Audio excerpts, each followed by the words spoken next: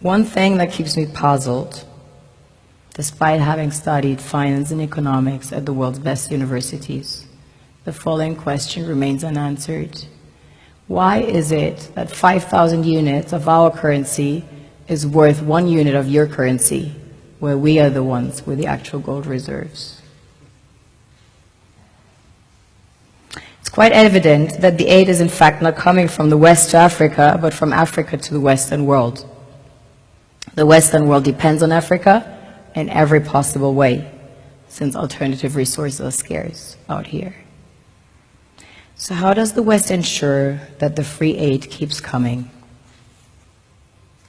By systematically destabilizing the wealthiest African nations and their systems, and all that backed by huge PR campaigns, leaving the entire world under the impression that Africa is poor and dying and merely surviving on the mercy of the West. Well done, Oxfam, UNICEF, Red Cross, Life Aid, and all the other organizations that continuously run multi-million-dollar advertisement campaigns depicting charity porn to sustain that image of Africa globally.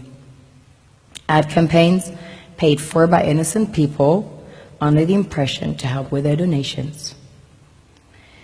While one hand gives under the flashing lights of cameras, the other takes in the shadows. We all know the dollar is worthless, while the euro is merely charged with German intellect and technology, and maybe some Italian pasta. How can one expect donations from nations that have so little?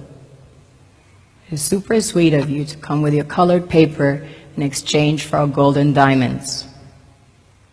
But instead, you should come empty-handed, filled with integrity and honor.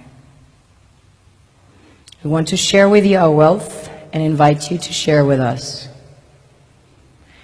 The perception is that a healthy and striving Africa would not disperse its resources as freely and cheaply, which is logical. Of course, it would instead sell its resources at world market prices, which in turn would destabilize and weaken Western economies, established on the post-colonial free meal system.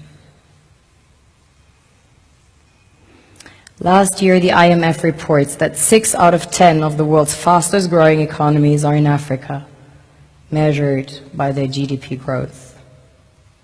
The French Treasury, for example, is receiving about $500 billion year in, year out, in foreign exchange reserves from African countries based on colonial debt they forced them to pay.